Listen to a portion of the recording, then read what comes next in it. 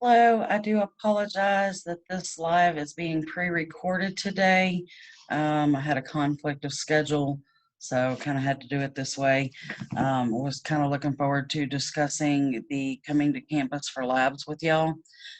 So let me just go ahead real quick and let you know that on the days that you do come to lab, you only have to do one thing on Edmodo, and that is going to be to upload the lab questionnaire or lab assignment that I give to you in the classroom. So that will be the assignment that you have to turn into Edmodo on lab classroom days. Whenever you don't come to the campus for a lab, you will still have a minimum of 3 assignments. So the way I'm probably going to do this is I will upload the assignments, 4 assignments on Monday, for example. That'll be the 3 assignments for those of you that don't have a lab on Monday, plus the lab assignment. And I will leave all those assignments open until close of day on Tuesday. So that way, if you have lab on Monday, you'll do those assignments on Tuesday, plus the lab assignment that you did on Monday, and vice versa. So I hope that kind of clarifies how that part's going to work out for you. And I do anticipate that Thursdays will be an actual face-to-face live interaction for our Thursday Zoom this week. So if you have any questions or anything regarding all of that, we can address those at that time. And of course, you're always free to reach out to me by cell phone. So I'm going to go ahead and cover the Chapter 4 lecture. Just like I said, I had a scheduling conflict today that has forced me to have to pre-record this for you.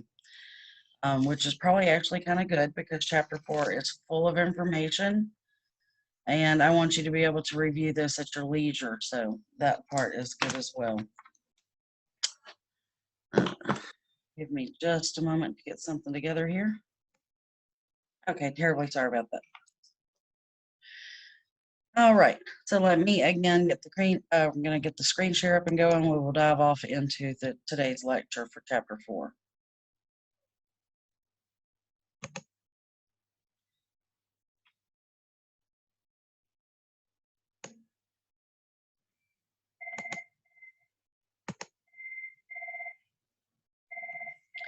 So as I had posted earlier this week on Edmodo, most of Chapter 4 really truly is on the national exam, regardless of the version you take. Most of Chapter 4 is going to be there on the national exam. So yet another reason to just go ahead and pre-record this, because this is information you don't want to take the test for Chapter 4 and throw all this out of your brain. You're going to need to keep it. You will need it again for the national exam. So Chapter 4 is covering pharmacy law and ethics. I'm going to be going out of the new textbook, so this begins on page 40. So an overview of law. First, we're going to look at constitutional law. This is on page 41. It's the first blue heading. The U.S. Constitution outlines the organization of the federal government. All laws passed must conform to principles and rights set forth in the Constitution. Bill of Rights is the first 10 amendments to the Constitution. They ensure such rights as freedom of speech and religion, right to a jury trial, and protection against unreasonable searches and seizures. Statutes and regulations is the next heading down. So statutes are laws passed by federal, state, or local legislators, often assign power to create regulations and delegate this responsibility to a regulatory agency. Regulations clarify and explain statutes, must be consistent with enacted statute, and they have the same power or authority as the statute. State constitutions establish the organization of state government. Laws passed must be consistent with federal and state statutes and regulations, may provide additional rights to corresponding federal law, but cannot take away rights established by or guaranteed under federal law. So legislative intent, this is the last blue heading at the bottom left of page 41. Statutory and regulatory laws are based on legislative intent. Legal interpretation can be based on small nuances in language or punctuation. Justices and judges issue opinions and decisions Determining legislative intent, commonly called case law. Next, we'll look at criminal law. This is on the right-hand side of page 41, the first blue heading on the right-hand side. Criminal law deals with homicide, illegal drugs, theft, and other antisocial behavior. It's enforced by state agents against specific persons or corporations. Designed to protect society as a whole rather than compensate individual victims. Criminal cases are thus titled State versus John Smith or People versus Doe. Civil law is the next blue subheading down. This deals with the rights of private citizens and non-criminal matters.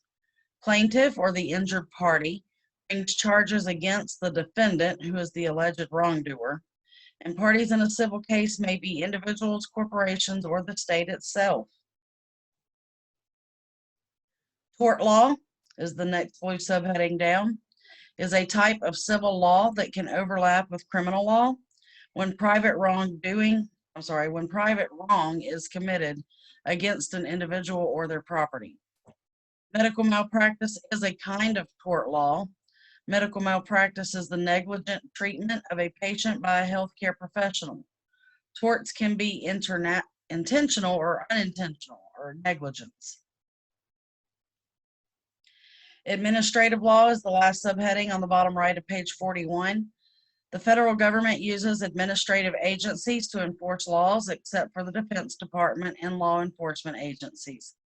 Examples of federal agencies include OSHA, or Occupational Safety and Health Administration, Centers for Medicare and Medicaid Services, or CMS, or the SSA, Social Security Administration. States also operate through administrative agencies. Some state agencies correspond to federal agencies, such as state equal employment opportunity commissions. Some state agencies have no federal counterpart, such as state boards of pharmacy.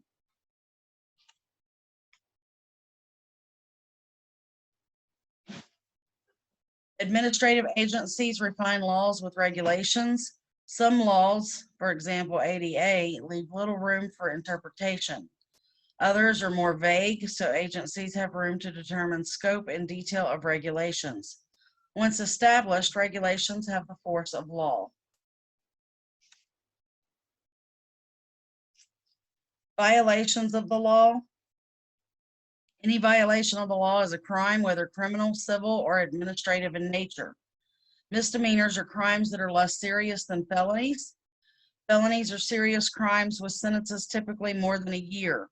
Examples of felonies would include murder, rape, aggravated assault, arson, robbery, and the manufacturing, sale, distribution, or possession of illegal drugs. And that is detailed on page 42.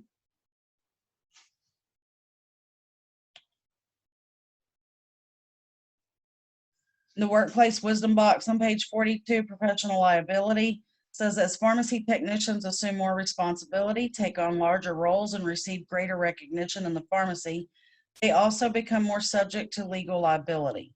Professional liability insurance coverage is now offered by a number of providers, including Healthcare Provider Service Organization, or HPSO, and Pharmacists Mutual. Just some food for thought. So now we're going to move on into regulatory agencies. This is on the right-hand side of page 42 in the third edition textbook. And the first subheading we have there is for the Centers for Disease Control and Prevention, commonly known as CDC. This is a federal agency.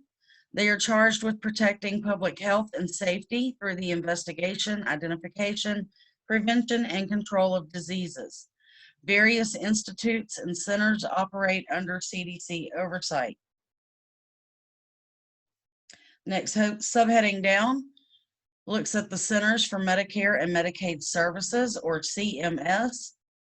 They regulate the administration of Medicare, Medicaid, the State Children's Health Insurance Program, or SCHIP, the Health Insurance Portability and Accountability Act, HIPAA, the Clinical Laboratory Improvement Amendments, CLIA, and several other health-related programs. CMS conducts inspections to ensure compliance with its guidelines. Next subheading down is the DEA, or Drug Enforcement Administration. They regulate the legal trade in narcotics and dangerous drugs, manage a national narcotics intelligence system, and work with other agencies to prevent illegal drug trafficking. DEA administrator reports to the director of the FBI. DEA has offices nationwide and in 40 foreign countries. Next subheading down is the Food and Drug Administration, or FDA. They are responsible for protecting public health by ensuring safety, efficacy, and security of drugs, biological products, medical devices, food, and cosmetics. They review and approve new drug applications, new generic equivalents, and new therapeutic indications for existing medications. The bottom right of page 42, we're going to look at the Joint Commission. The Joint Commission evaluates and accredits nearly 15,000 U.S. healthcare organizations and programs. They establish or enforce standards for improving quality and safety of care provided by healthcare organizations. They also evaluate and accredit hospitals, hospice facilities, nursing homes, long-term care facilities, rehabilitation centers, and other healthcare organizations. So if you choose to work in a hospital setting, the Joint Commission can come in and perform an inspection in the hospital setting. Next, we'll look at OSHA, Occupational Safety and Health Administration. This is the top left of page 43. OSHA is a division of the U.S. Department of Labor. They oversee administration of the Occupational Safety and Health Act and enforce standards in all 50 states. OSHA also ensures the safety and health of America's workers by setting and enforcing standards. Next subheading down is our state boards of pharmacy, commonly abbreviated as SBOP. This is state agencies that register and regulate pharmacy facilities, pharmacists, and pharmacy technicians. Each state has its own state board of pharmacy, responsible for establishing and maintaining a state pharmacy practice act that regulates the actual practice of pharmacy. So now we're going to get into an overview of pharmacy law. State pharmacy law generally pertains to actual practice. Licensed pharmacies and pharmacy professionals determine standards for pharmacy practice and add restrictions to federal laws such as food and drug laws. Federal pharmacy law, this is on the right-hand side of page 43, generally pertains to manufacturing, marketing, and distribution of pharmaceuticals. Federal pharmacy law determines the extent to which medical regulations are uniform among the 50 states. If federal and state pharmacy-related laws conflict, the more stringent law is the one applied. I want to repeat that again because that's very important when you're working in pharmacy. If the federal and the state pharmacy laws conflict, you're going to follow the law that is more stringent. So whichever law is more strict.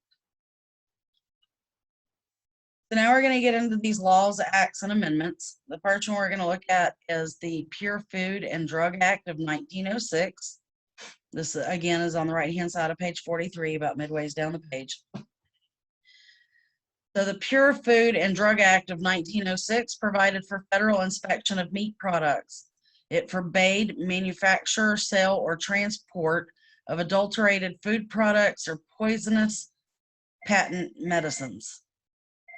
It did not cover cosmetics. It did not provide the authority to ban unsafe drugs. It did not prohibit false statements about drugs, and it did not require labeling to identify product contents. Next, we'll look at the Shirley Amendment of 1912.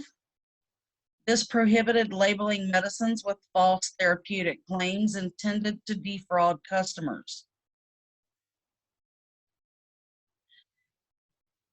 Then at the bottom right of page 43, we begin looking at the Food, Drug, and Cosmetic Act of 1938, or FDCA. This was prompted by the sulfanilamide, and I'm sorry, I probably said that a little bit wrong, disaster of 1937. It limited the interstate commerce in drugs to those that are safe and effective. It also established Food and Drug Administration, regulated labeling of drugs, and regulated who could prescribe legend or prescription-only drugs. Over on page 44, we have the Durham-Humphrey Amendment of 1951. And I'm sorry, I told you that was page 44.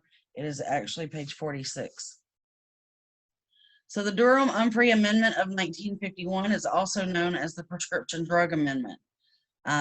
This amendment required prescription drugs to bear the legend, "Caution, federal law prohibits dispensing without a prescription."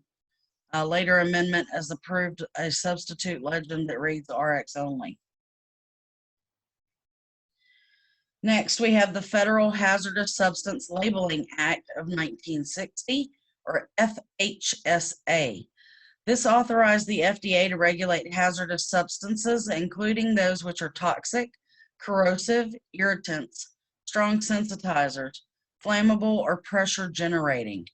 Specifically, this act required hazardous substances to bear labels cautioning consumers of the potential hazards.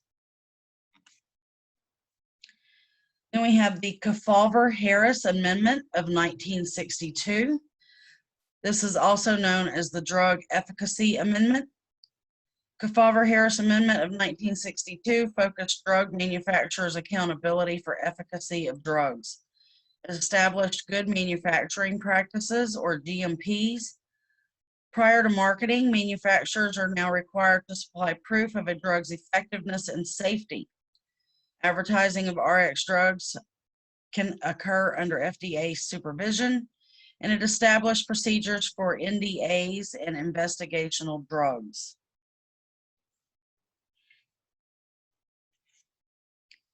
Comprehensive Drug Abuse Prevention and Control Act of 1970. This starts at the bottom left, page 46, and wraps it on over to the right and then on into page 47. So the Comprehensive Drug Abuse Prevention and Control Act of 1970 is also called the Controlled Substances Act of 1970, or CSA. You'll see it abbreviated sometimes. This act combined all federal laws dealing with narcotics, stimulants, depressants, and abused designer drugs. This act is also responsible for establishing the DEA and established 5 classes or schedules for controlled substances based on potential for abuse.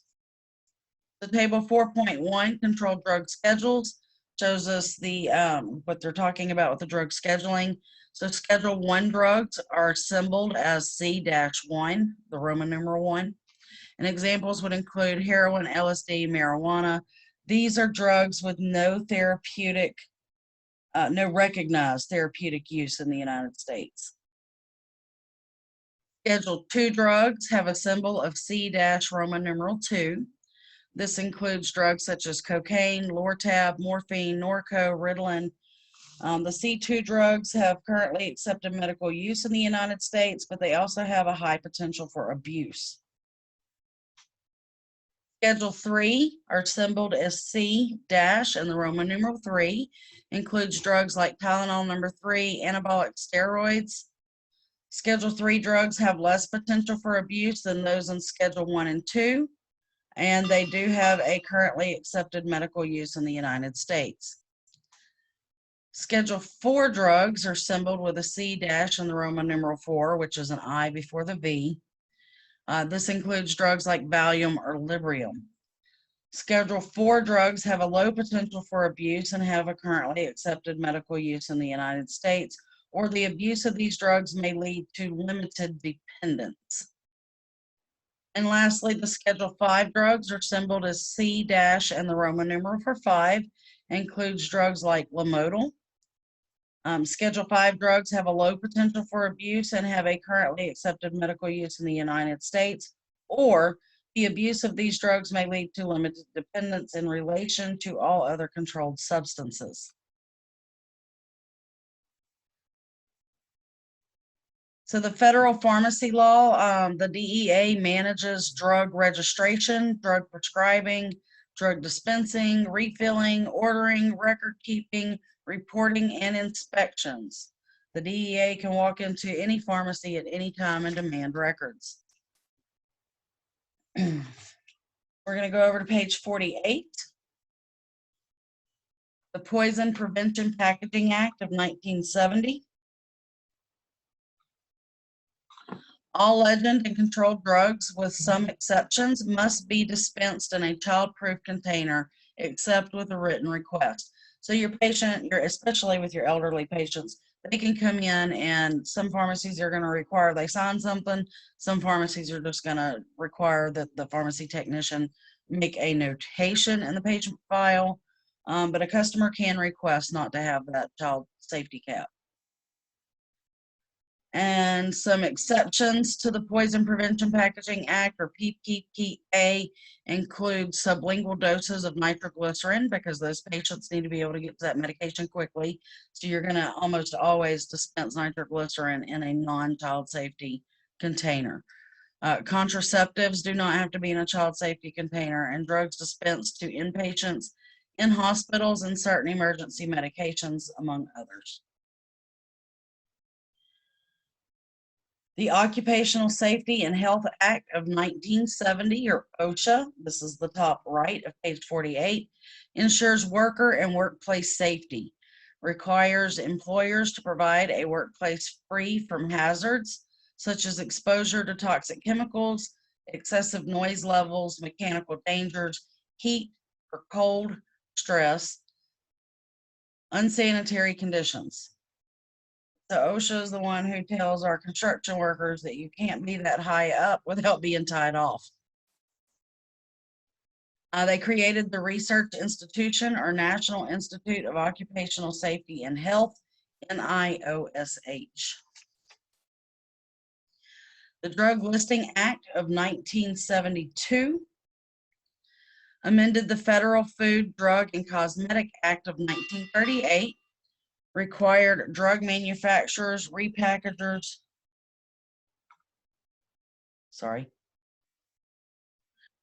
required drug manufacturers, repackagers, and distributors to register their products with the FDA. This act applies to all drug firms manufacturing or processing human drugs, veterinary drugs, and medicated animal feed premixes. The Drug Listing Act of 1972 also brought about the National Drug Code, which is a unique and permanent product code, which identifies the drug establishment, the formulation, and the size or type of the product packaging. So just a quick little side note about NDCs. There should always be in a particular format.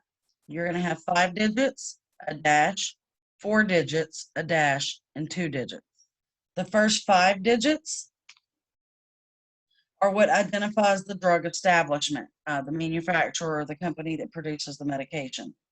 The middle 4 digits identify the formulation itself, the drug, the strength, and those last 2 digits are going to denote what size or type of product packaging is involved. So that is the reason why those are divided out by the dashes and what it means, what each section means. So again, the first 5 is your drug establishment, middle 4 is the drug formulation, and the last 2 is the size or type of packaging. The Medical Device Amendment of 1976, requires life-sustaining and life-supporting devices to have pre-market approval from the FDA. Now we're going to look at the Orphan Drug Act of 1983. This is the bottom right of page 48. This act came about to stimulate the development of drugs for rare diseases, diseases that affect 200,000 or less people. Primary incentives were a 7-year market exclusivity, a tax credit of 50% of cost of human clinical trials, federal research grants for clinical testing of new therapies to treat and/or diagnose rare diseases. As of 1997, exemption for companies developing orphan products from usual FDA fees. So again, basically this act is encouraging new products to come about to treat diseases that are not nearly as common. And unfortunately, those poor souls that are affected with those diseases, they still need pharmaceutical treatment. Over on page 49, we get into the Drug Price Competition and Patent Term Restoration Act of 1984. That was a mouthful. Also known as the Hatch-Waxman Act. This act established a modern system of generic drugs. Manufacturers of generic drugs can seek abbreviated new drug applications, or ANDAs, from the FDA for approval of generic versions of drugs whose patent protection is set to expire. So when a brand new drug comes out onto the market under a brand name, there's a period of time where no generics can be made, and roughly about 7 years, but it can vary depending on the products. Some of these brand name manufacturing companies too can renew that period. So you'll notice sometimes you're stuck with just a brand name for an extended amount of time, and that is one. So the Prescription Drug Marketing Act of 1987 enacted to address certain prescription drug marketing practices. Excuse me. Secondary gray market or distribution of free samples, use of coupons redeemable for drugs at no cost or low cost, the sale of deeply discounted drugs to hospitals and healthcare entities, provided portal for mislabeled, subpotent, adulterated, expired, and counterfeit drugs to enter the nation's drug distribution system. The Anabolic Steroid Control Act of 1990, this is about midways on the left of page 49, placed anabolic steroids into Schedule 3 of the Controlled Substances Act. The Controlled Substances Act defines anabolic steroid as any drug or hormonal substance chemically and pharmacologically related to testosterone other than estrogens, progestins, and corticosteroids that promotes muscle growth. Next, we have the Omnibus Budget Reconciliation Act of 1990, or OBRA of 90. This is focused on federal funding of Medicare and Medicaid. It increased the need for pharmacy technicians and mandated that pharmacists perform drug utilization reviews and offer counseling to patients. Dietary Supplement Health and Education Act of 1994. This is the bottom left of page 49. This defined dietary supplements and ingredients, established framework for assuring safety. They created guidelines for literature displaced where supplements are sold, provided for use of claims and nutritional support statements, required ingredient and nutrition labeling, and granted the FDA authority to establish good manufacturing practice regulations. So the top right of page 49, we're going to look at the Health Insurance Portability and Accountability Act of 1996, commonly known as HIPAA. This was enacted to ensure patient confidentiality and privacy. It also gave patients the right to review their medical records and established the requirement of patient consent for transfer of medical records. HIPAA defines protected health information, or PHI, as any information created or received by the pharmacy, information relating to a patient's health, mental or physical, past, present, or future, information that may identify a patient. Those are all examples of protected health information, or PHI. HIPAA regulates electronic health transaction standards, unique identifiers, and security and electronic signature standards. Then we have the Food and Drug Administration Modernization Act of 1997. This was enacted to simplify various FDA regulations and procedures. It allowed greater ease and speed to approve new drugs and grant access to investigational medicines, simplified the federal legend to RX only. So it was the Food and Drug Administration Modernization Act that simplified that legend to RX only. The last thing we have on the bottom right of page 49, it begins with the Drug Addiction Treatment Act of 2000, which then rolls over onto page 50. So the Drug Addiction Treatment Act of 2000 permits certain physicians to prescribe pre-approved C3, C4, and C5 medications as a means of maintenance or detoxification to individuals with an opioid addiction. These physicians must complete a training course and register with the DEA and treat a restricted number of patients. They are also given a very special DEA number. It is separate from their standard DEA number. Standard DEA number allows them to prescribe any controlled substances, but physicians who go through the training through the Drug Addiction Treatment Act are then assigned a secondary DEA number that allows them to prescribe those drugs. So the Medicare Modernization Act of 2003, this is the first blue subheading on the top left of page 50. Medicare Modernization Act of 2003 made significant changes to Medicare, which is the government-managed insurance program for seniors. It added options for Medicare Advantage or Medicare Part D, which is a voluntary prescription drug benefit plan for seniors. Then we have USP Chapter 797. 2004, the U.S. Pharmacopoeia established the first enforceable standards for sterile compounding. So USP 797 is the first enforceable standards for sterile compounding.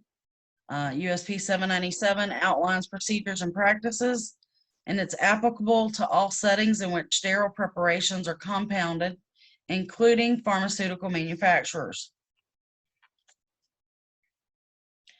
Then we have the Combat Methamphetamine Epidemic Act of 2005, or CMEA. This regulates retail over-the-counter sales of ephedrine, pseudoephedrine, and phenylpropanolamine products. They've set a daily sales limit, a 30-day purchase limit, placement of product out of direct customer access. You'll now find these products usually behind your pharmacy counter, even though they do not require a prescription.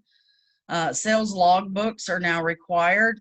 Most companies do this electronically. Customer ID verification is now required, and of course, employee training is now required.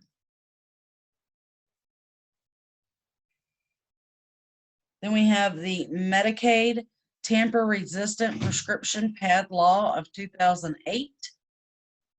This required written prescriptions for covered outpatient drugs must be written on a tamper-resistant prescription pad. Tamper-resistant simply meaning it's got a watermark or something on there to indicate if somebody has tried to make a Xerox copy or anything of that nature. The pad must contain at least one of the following: one or more industry recognized features designed to prevent unauthorized copying of a complete or blank prescription form, erasure or modification of information written on the prescription pad by the prescriber, and the use of counterfeit prescription forms. Then at the bottom left of page 50, we get into the Affordable Care Act of 2010, and this wraps over to the right-hand side. This is also known as Obamacare. The Affordable Care Act of 2010 is what you hear called Obamacare. It ensures Americans access to insurance coverage, choice of insurance coverage through open market insurance exchange. It pools buying power and gives new affordable choices of private insurance plans. All individuals are required to have health care insurance. There are some exceptions. So on page 51, we get into adulteration versus misbranding. So per FDA, an adulterated drug is in a condition contrary to the intentions of the manufacturer. And misbranding focuses on representations made by the manufacturer. Adulterated drugs. These are drugs prepared, packaged, packed, or held under unsanitary conditions, or they are manufactured in a way that does not conform to established good manufacturing practices. It could be that the container is composed of a poisonous or deleterious substance, so the container could be bad. Could contain an unsafe color additive. Vary from an official compendium standard. So any of those things take place, it is considered an adulterated drug. Also, it could be new, unsafe animal drugs or animal feeds containing such drugs. Class 3 device without pre-market approval is a banned device. And over-the-counter drugs that are not packaged in tamper-resistant packaging are considered adulterated. Moving into misbranded drugs, these have false, misleading, or inadequate labels that either do not contain required information or do contain misleading information. They are not packaged according to the PPPA, or the Poison Prevention Packaging Act. They are advertised without required warnings. So move over to the right-hand side of page 51. We're going to look at new drugs. So per FDCA, drugs may only be lawfully sold in the United States if the drug is exempted through the 1962 amendment. The drug is approved by the FDA under the procedures for a new drug application. So they must file an NDA or new drug application. The process can take years and approval is not guaranteed. We're going to look at drug samples. Drug sample defined by the FDA is any drug that is habit forming, bears the federal legend, or is restricted to investigational use, or is not intended to be sold, but rather is purveyed to promote sale of the drug. Manufacturers and distributors may provide drug samples to the prescriber with written request and written receipt. So they have to document that exchange of medication. Next, we'll look at medical devices. Medical device is an instrument or machine recognized in either the National Formulary or U.S. Pharmacopoeia, intended for diagnosis, cure, mitigation, treatment, or prevention of disease, or intended to affect the structure or any function of the body of a human or animal. So we have classes of medical devices. Class 1 is relatively low potential to cause harm. Class 2, subject to specific performance standards established by a panel of experts. And Class 3, life-supporting systems whose failure could cause death or serious injury. Monographs begins on the bottom right of page 51 and carries over onto page 52. Monograph is also commonly known as a package insert. I'm sure most of you have seen inside your prescription bottle, if you ever get a manufacturer's prescription bottle labeled for home use, sometimes there's like a little booklet folded up inside of that bottle. Sometimes it's folded up and attached to the outside of the bottle. That is your package insert or your monograph. This is a necessary component of drug labeling. It provides all the clinical information required by the FDA. So the components of a monograph include the description, clinical pharmacology, indications and usage, contraindications, warnings, precautions, drug abuse and dependence, adverse reactions, dosage, and how it is supplied. Figure 4.4 gives you an example of a drug monograph. And you can see by those headings there, the description, clinical pharmacology, indications and usage, how they detail out those requirements. Next, we'll look at a patient's Bill of Rights. This begins about midways on the right-hand side of page 52. This is established by each state. It outlines patients' proper expectations regarding quality of care, privacy, and individual healthcare providers' responsibilities. Healthcare providers and facilities must provide all patients with access to a written copy of the Patient Bill of Rights. Ethics in the pharmacy technician. Ethics is a system of principles and duties often associated with a profession. Ethical decisions are required in those gray areas where there is no clear-cut black or white, correct or incorrect response or choice. Members of a profession often adopt an ethical code. Medical ethics. That's highlighted at the bottom of page 53 on the left. This is the principles and moral values of proper medical care, the discipline of evaluating the merits, risks, and social concerns of activities in the field of medicine. Moral philosophy, bottom right of page 53, is a value systems based on the moral reasoning process that guides the decision of an action's rightness or wrongness. So practicing ethics on page 54. Principles that concern pharmacy professionals include beneficence, which is the quality of being kind or charitable, fidelity, faithfulness to obligations and duties, veracity, truthfulness, justice, the principle of moral rightness and equity, and autonomy, the condition or quality of being independent. These are the bullet points detailed under practicing ethics. Consequentialism. This is under ethical theories.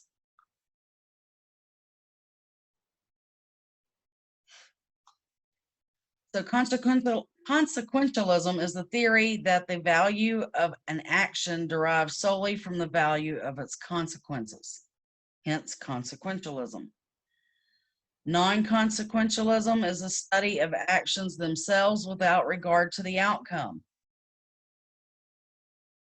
We have social contracts.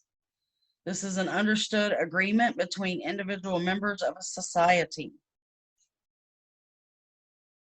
The ethics of care theory requires the decision maker to more clearly focus on such basic moral skills as kindness, sensitivity, attentiveness, tact, patience, and reliability. Rights-based ethics begins on page 55 at the top left.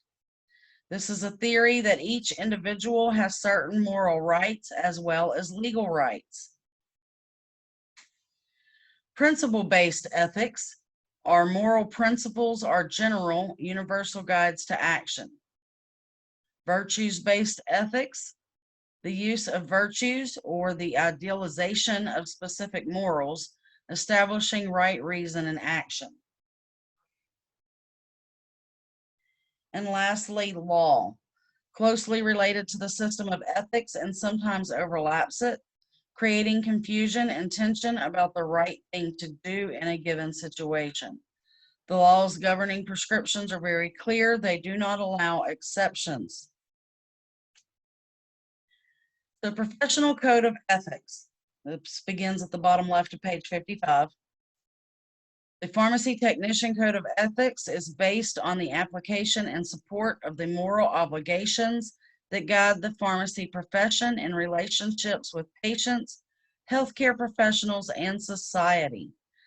It is a virtues-based ethical theory, and it's been adopted by AAPT and NPTA, the American Association of Pharmacy Technicians, and the National Pharmacy Technician Association.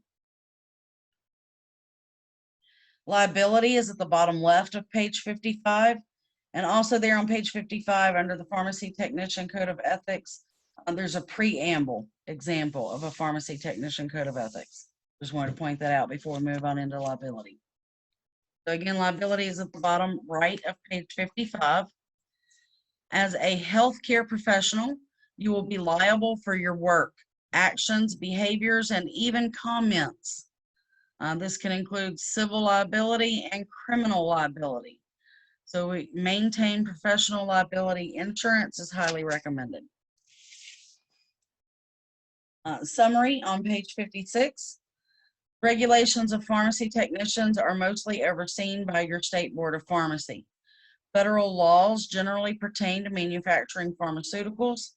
State laws pertain to dispensing pharmaceuticals. Understand laws and ethics pertaining to pharmacy technicians. That is your chapter 4 lecture for today.